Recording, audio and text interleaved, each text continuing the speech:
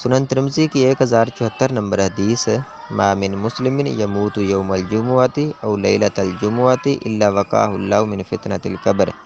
جو بھی مسلمان جمعے کے دن یا جمعے کی رات فوت ہوتا ہے تو اللہ تعالیٰ اسے قبر کے فتنہ سے محفوظ رکھتے ہیں۔ یہ حدیث ثابت نہیں ہے، ضعیف حدیث ہے۔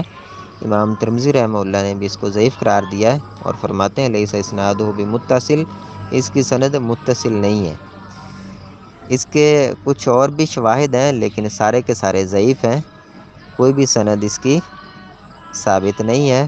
شیخ سلیمان بن ناصر الالوان حافظ اللہ کہتے ہیں لہ طرق ولا یصح من ذلک شیء، اس کی کئی سندیں ہیں لیکن کوئی بھی ثابت نہیں ہے۔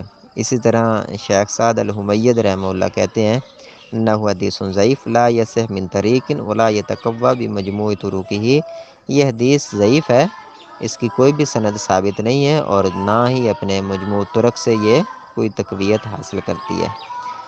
اسی طرح شیخ ابن باز رحمہ اللہ وہ اس حدیث کے بارے میں فرماتے ہیں حاذی احادیث ضعیفہ حدیث الموت یوم الجمعۃ فی یومہا و لیلتہا کلھا ضعیفہ، کہ یہ احادیث ضعیف ہیں، جمعے کے دن یا جمعے کی رات کو فوت ہونے کے بارے میں جتنے بھی روایات ہیں ساری کی ساری ضعیف ہیں۔